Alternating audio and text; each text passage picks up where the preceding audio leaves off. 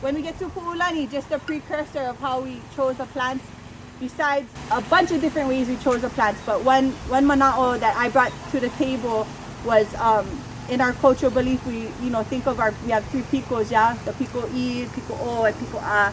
So the Pico'ooiwi connects us to our spiritual connection. Pico'o is our present, and then Pico'a is our future.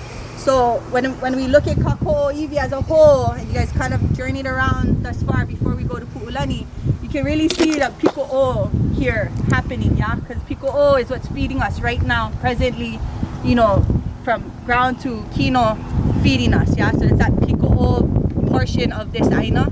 And then all that we do here at Kako'o is Pico'o, all the picos, but mainly for the future generations, yeah? All of our keikis and our keikis and our keikis.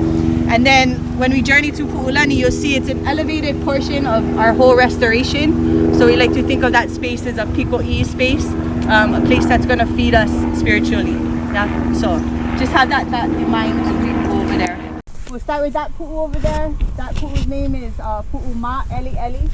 Then you follow this ridge line over here, and that's Ka'ohelo. Then there's another ridge that connects with that ridge. That's Ka'iwi Ke'e. I don't expect you guys to remember, but I am introducing them like they're our friends. Then in the middle is Hanaveke. And then if you follow my finger up into that valley, that is Ioleka'a. Then we go into the next valley is Ha'iku. And then that peak right there is Keahiakahoe. So when we're choosing a plant, Zo wanted to measure plants that were good at succession and erosion. And then we combine that with native plants. So I was like, all right then, I guess we'll go at Pico'ooiwi because this is a food forest, so it's a place that's going to feed us. And because on this particular parcel of Aina, we have spaces that are physically feeding us, we can play with it a little bit. We can go with the feeling and the need in this space, and especially in this community.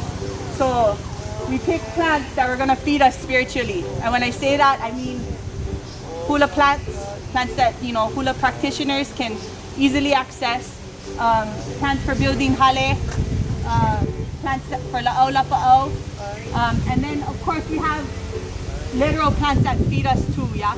But all of these things in this community especially, and in a lot of communities in Hawaii, restoration projects or gathering medicinal things or gathering hula plants is not easy, yeah? If you're a practitioner of any of those things, you know that you either gotta be growing it in your yard, and then if you're a practitioner but you live in an apartment, it's hard, yeah? And that's just the reality of our bod, it's time.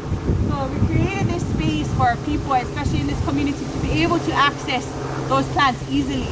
And it was really clear that that was gonna be a goal that we could meet, because on the day that we decided, or the day that we set for all of the planting to be done, the greatest majority of all the plants to be put into the ground, we had keiki from baby to kupuna up 80 plus, able to drive their car right here and be a part of putting their hands in the soil, yeah, huli kalima ilalo.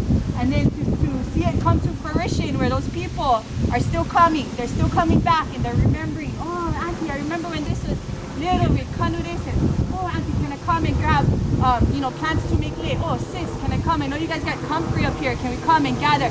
And that to me is feeding, yeah, that's feeding people, that's feeding their mind, their body, their spirit, yeah, because you know, we focus on the food we put in our body because we're hungry, but you know, when you really think about it, you put in that shitty food, you can feel shitty, but you put in the good food, you can feel good, yeah.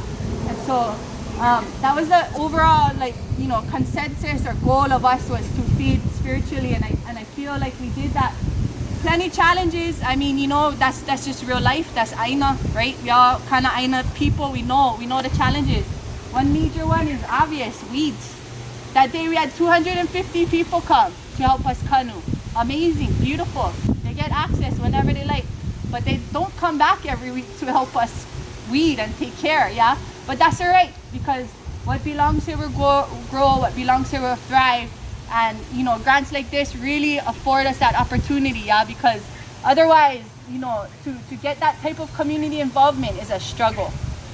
So it's a blessing, and we mahalo it, and yeah, so you can kind of see this, you guys can kind of see them, you know, Loulu right here, building hale. All the hales you guys saw at the Lokoi'a, all those traditional hales, they all have Loulu as their roof, yeah, so planted them along the road, easy to access, harvest.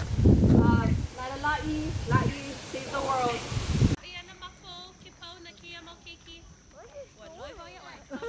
Telakuni, iola oi.